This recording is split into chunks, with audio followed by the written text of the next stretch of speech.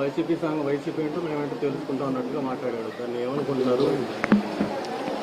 జగన్మోహన్ రెడ్డి గారు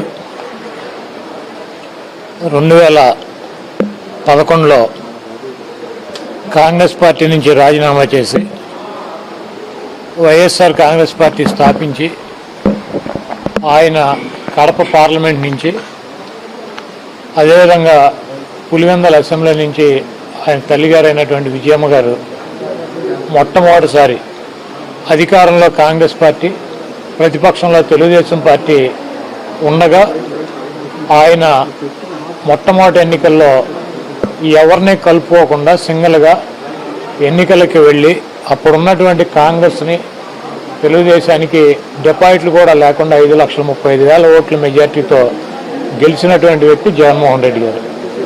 ఆ తర్వాత జరిగినటువంటి బై ఎన్నికల్లో కానివ్వండి, ఆ తర్వాత జరిగినటువంటి 2014 అసెంబ్లీ ఎన్నికల్లో 67 మంది శాసనసభ్యులతో బలమైనటువంటి ప్రతిపక్ష నాయకుడిగా ఈ రాష్ట్రంలో అవతరించినటువంటి వ్యక్తి జగన్మోహన్ రెడ్డి గారు. 2019లో సింగిల్గానే ఆయన పోటీ చేసి 151 సీట్లతో ఈ దేశంలోనే అత్యంత బలమైనటువంటి ప్రజాదరణ కలిగినటువంటి నాయకుడిగా నిరూపించుకుని ఈ రాష్ట్రానికి ముఖ్యమంత్రిగా అయినటువంటి వ్యక్తి జగన్మోహన్ రెడ్డి గారు. 2014లో జగన్మోహన్ రెడ్డి గారు స్థాపించిన తర్వాత 3 సంవత్సరాలకి జనసేన పార్టీ పవన్ కళ్యాణ్ స్థాపించాడు. ఈరోజు నువ్వు గెలిచింది ఏంటంటే నువ్వు 2 చోట్ల ఓడిపోయావు శాసనసభ్యుడిగా పోటీ చేసి. ఇదొక దేశంలోనే ఒక పార్టీ పెట్టి 2 చోట్ల పోటీ చేసి 2 చోట్ల ఓడిపోయినటువంటి అరుదైనటువంటి రికార్డు నీ సొంతమైంది. ఇది ఆయన బలం అంట.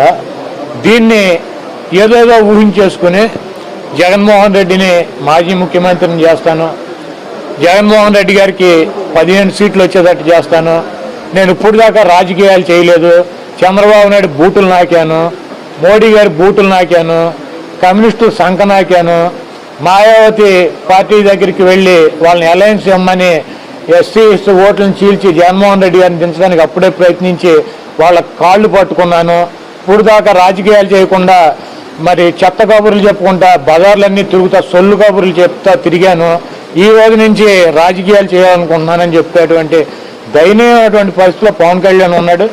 జగన్మోహన్ రెడ్డి గారు సింహంలో అంటాడు. 2014లోనూ సింగిల్గానే పోటీ చేశాడు, 19లోనూ సింగిల్గానే పోటీ చేశాడు, పార్టీ పెట్టినప్పుడు కూడా సింగిల్గానే పోటీ చేశాడు. ఏ పార్టీల మీద ఏ వ్యక్తుల మీద ఆధారపడకుండా ఈ రాష్ట్రం ఉన్నటువంటి ప్రజానికాన్ని నమ్మి ఆ పైన ఉన్నటువంటి దేవుణ్ణి నమ్మి జగన్మోహన్ రెడ్డి గారు పార్టీని నడిపేటువంటి వ్యక్తి. జగన్మోహన్ రెడ్డి గారు సింగిల్గానే వస్తాడు 2024 ఎన్నికల్లో కూడా. నువ్వు నీ పార్ట్నర్ చంద్రబాబు నాయుడు నువ్వు ఇప్పుడు అంటగాగేటువంటి భారతీయ జనతా పార్టీ అవసరమైతే కాంగ్రెస్ పార్టీని కూడా కలుపుకో, వెళ్ళి నువ్వు కాళ్ళు పట్టుకున్నా ఏళ్ళు పట్టుకున్నా బతిమాలుకో, లేకపోతే అంతకుముందు నువ్వు వదిలేసినటువంటి సిపిఐ సిపిఎం ఇంకా ఈ దేశంలో ఉన్నటువంటి రాష్ట్రంలో ఉన్నటువంటి పార్టీలన్నింటినీ కలుపుకో, నువ్వు జగన్మోహన్ రెడ్డి గారిని నీ లైఫ్ టైం నువ్వు బతికున్నంతకాలం నీకు టైం ఇస్తున్నా. నువ్వు జగన్మోహన్ రెడ్డి గారిని ఈ రాష్ట్రంలో నువ్వు మాజీ ముఖ్యమంత్రిని కనుక చేయగలిగితే రాజకీయాలు వదిలేసి నేను వెళ్ళిపోతా. నువ్వు 2024 ఎన్నికల్లో నువ్వు కనీసం శాసనసభ్యుడిగా కూడా గెలవలేనటువంటి చోట దద్దమ్మ నువ్వు జగన్మోహన్ రెడ్డి గారు నీకున్న జగన్మోహన్ రెడ్డి గారికి సంబంధం ఉందా? నువ్వు నక్కకే నాగలోకానికి ఎంత తేడా ఉండదు అంత తేడా ఉన్నటువంటి జగన్మోహన్ రెడ్డికి ఛాలెంజ్ చేసేటువంటి శక్తి కానీ సామర్థ్యం కానీ నీకు లేదు. ఇప్పటికైనా బుద్ధి తెచ్చుకున్నావు, రాజకీయాలు చేయాలని చెప్పి నిర్ణయించుకున్నాను అనుకున్నావు, రాజకీయాలు చేయి. ఇంకా చంద్రబాబు నాయుడు బూటులు నాకే కార్యక్రమం, చంద్రబాబు నాయుడు సంఖ నాకే కార్యక్రమం ఇప్పటికైనా వదిలేసినందుకు మరి శాసనసభ్యుడి కన్నా గెలుస్తావో లేదో చూసుకోమని చెప్పి పవన్ కళ్యాణ్ పార్టీ నేతలకి భయం లేదా? భయం ఏంటో చూపిస్తాం ఇక్కడ నుంచి అని చెప్పి అధికార పార్టీ నాయకులకి వైఎస్ జగన్మోహన్ రెడ్డి గారికి భయం అంటే ఎట్లా ఉంటుందో తెలియదు. కాబట్టి ఆ రోజు దేశంలో అధికారంలో ఉన్నటువంటి సోనియా గాంధీని ఏకముక్క కింద తీసి పార్టీ స్థాపించి 16 నెలలు జైలు జీవితం అనుభవించి 12 అక్రమ కేసులు పెట్టుకుని సింగిల్గా ఒక్కడే సింహంలాగా పోరాడి ఈ రాష్ట్రంలో ముఖ్యమంత్రి అయినటువంటి జగన్మోహన్ రెడ్డి గారు.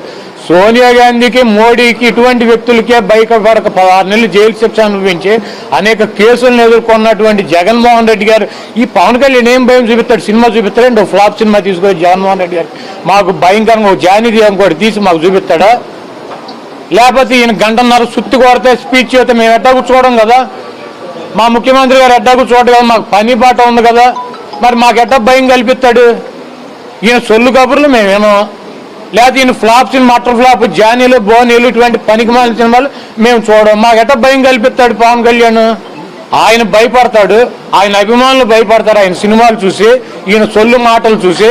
ఈయన ఏదో ఉద్ధరిస్తాడని చెప్పి ఆ టీవీ దగ్గర కూర్చుని చంద్రబాబు నాయుడు అప్పచెప్తాడు కదా స్క్రిప్ట్, ఆ స్క్రిప్ట్ ఇటు చదవలేదని చెప్పి దరిద్రుడు దరిద్రంగా చదివాడని చెప్పి ఈ స్క్రిప్ట్ కాదు చదవటంలో సన్నాసిని నమ్ముకున్నాను చంద్రబాబు నాయుడు భయపడతాడు. మేమైతే భయపడే ప్రసక్తి లేదు, ఎందుకంటే ఆయన సినిమాలు చూడడం, ఆయన స్పీచ్ చూడడం కాబట్టి మాకు భయపడే అవకాశం మాకు ఉండదు.